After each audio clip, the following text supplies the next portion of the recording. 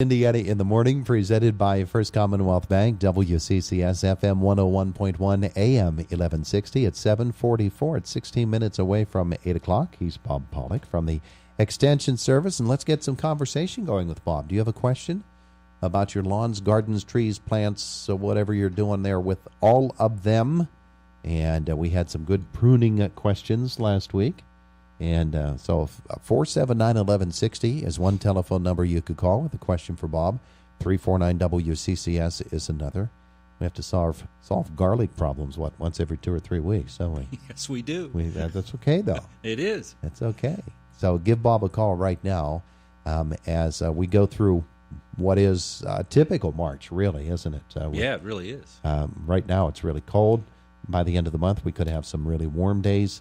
And the freeze-thaw goes on and on and on, and we'll see what issues they bring up. Let's see what our caller has for us this morning. Good morning. Good morning. Hello. I would like to move my small blueberry bushes to a different spot. Would this be a good time? All righty. So she wants to move her blueberry bushes. I know you've got questions for her, don't you? Yeah, I do have a couple. Okay.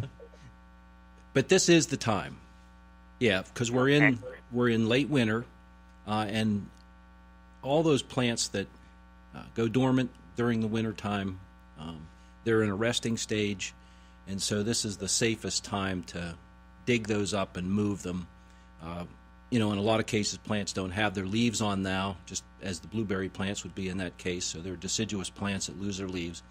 So we don't have that risk that we do once they get new leaves on. It's much more riskier to move plants when they're in foliage versus not. So this is the time to do that. Now, how long have they been where they are? About 5 years. Okay. And about how tall are they? Not very tall. They have not ever done very well. Okay. So the new place that you want to move those to, and maybe one of the reasons they have not done well and taken off is the soil pH may not be acid enough. All right. And so we need to make sure that when you move them, that we move them to a spot where you've already taken care of that and corrected and made sure that the pH is where it needs to be. Blueberries they need an acid soil, so a pH of around 4.5. All right. So if the soil is more alkaline than that, then we need to add sulfur to that ground. So the best way we have to really test and determine whether that's where we are and what we need to do is to take a soil test, and then from those results, then you can make the adjustments needed. Now the kicker is that, so we've got a couple options. One is we wait another year to move those plants until we can, if the pH needs made more acidic, to give it time, because we need about 6 months to a year to really affect that change in the soil and make it more acid once we put the sulfur on. If everything's okay, then we can go ahead and move them now. But if not, we can make sure that we get it adjusted and still move them before spring comes, and then over time, over the period of the next year, then that pH will get adjusted, even though the plants are there. So that's kind of the two options there, if that makes sense. Yes, it does. I understand. Now, are they in a sunny location now, full sun all day? Yes. Okay. And is there grass around them? Do you have them in a bed? They're in a flower bed. Okay. So is it mulched? Most of the time, yes, it is mulch. Okay, all right.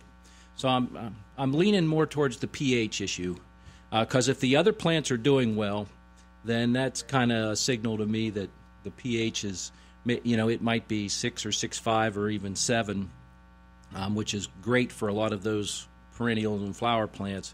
Not so great for the blueberries. Okay. All right. Very good. Thank you very much. You're welcome. Thank you. You have you've always said that about the blueberry bushes. They like acidic soil. Got to be. It's just the way it has to be. Mm-hmm. And we need to take that time and make sure that we've made that adjustment ahead of time, or that's what will happen. And eventually those will just, I'm almost surprised they've lived this long. Yeah. Because they just can't Well, hers sound a survive lot in those like conditions. mine. I've got 5 of them down by the barn, and it's a real clay type of soil down there. Don't like And that either. They have not. They've not grown, and they produce berries every year. Lots of berries. The birds love them. I never get to them. Birds get them first. But they're just the spindly little sticks that they were when they were first put in. And that's what will happen. Once you have them in the ground 6 years, 5 to 6 years, those plants should be 5 to 6 feet tall. Most of the Really? Yeah.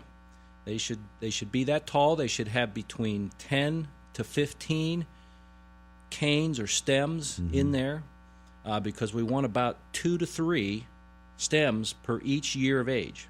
So once you plant that plant, and a lot of times when you originally plant a potted plant, and usually they'll come bare-rooted or they'll come as small potted plants. And once you plant those, a lot of times they will just sit there for a year. And then you look at them, they look at you, and nothing's happening.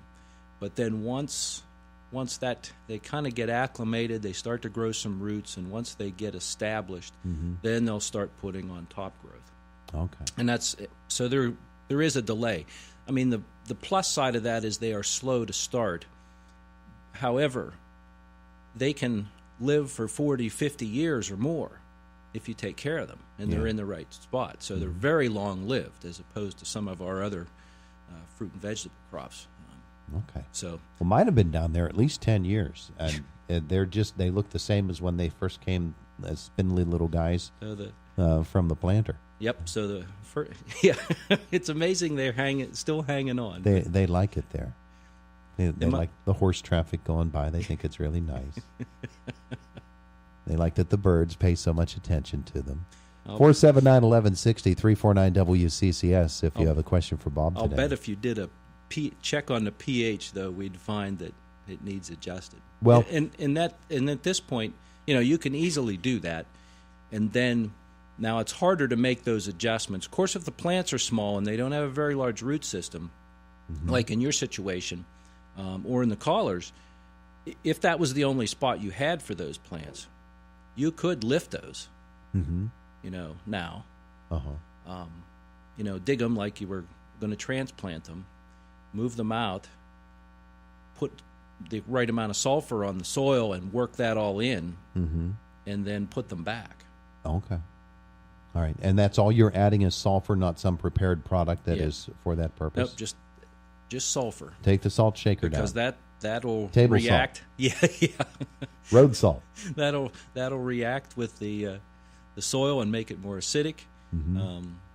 And of course, lime, we want to go the opposite way. Yeah. But in this case, we want to make sure the soil's really acidic. And then that's also a time, and you have clay in there, so they like a well-drained soil. So incorporating organic matter in there. So that stuff you pick up from when the horses are going by all the time, and then you compost that. I try not to pick it up. But you could. It could be a resource for you. There it could you be go. could add organic matter as well as some nutrients. We call that asphalt in our area. That's the only paving material we have is horse droppings. 7:53 in the morning. Sure. You don't swerve for animals, but you swerve for piles. Right? Oh, we do that. We certainly do that for piles and for enormous holes in the road. It's always an adventure. Bob Pollock with us if you'd like to talk to him and ask him a question, 479-1160 or 349-WCCS. And you can, so on those plants, too, you can check if you're concerned about, we did have some pretty cold stretches there back in December.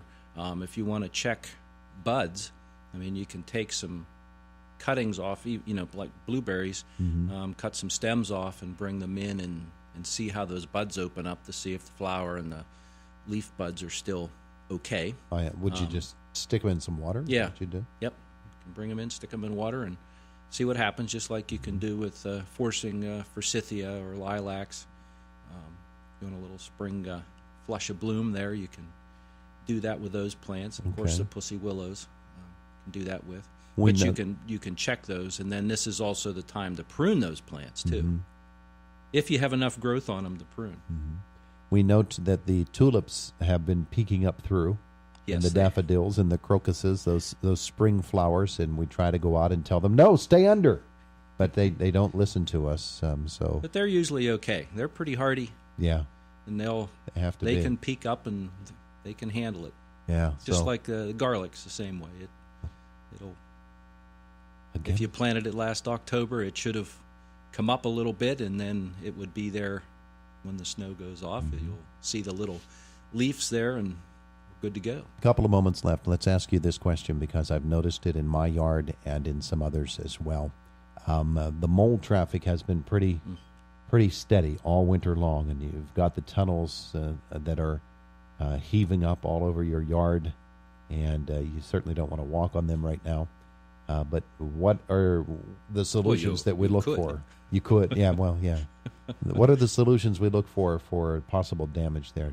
Have they done too much damage for those areas? We're going to survive it pretty well. Well, it'll recover for sure, Uh-huh. but it takes some effort to, depending on how many there are and how many tunnels they make. The other thing you might commonly see are trails on the surface of the ground, which are usually voles with a V. So they'll travel across the top of the ground, so when there's snow cover on there, they can just travel underneath the snow, but right on top of the surface of the ground. And they'll make squiggly pathways all through things. And then the moles they're excavators. They pretty much try to avoid exposing themselves Yeah. so that birds or other predators might see them. So they hide and tunnel and then push up those mounds. And of course they may be looking for grubs, which are the young larvae of multiple different beetles like May beetles, June beetles, Japanese beetles, Yeah. and European chafers, or they may be eating earthworms. So they've got a smorgasbord there to work on. So they will oftentimes just explore. So they may make a tunnel, stop. If they don't find much, then they'll retreat or go a different direction, and then may leave your yard altogether too and go to somebody else's. If your yard isn't too tasty.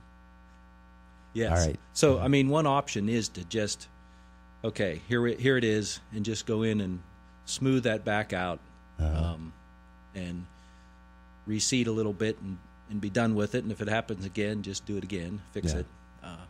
Stern 'cause- warnings don't really help. No, They don't listen. no, I don't think.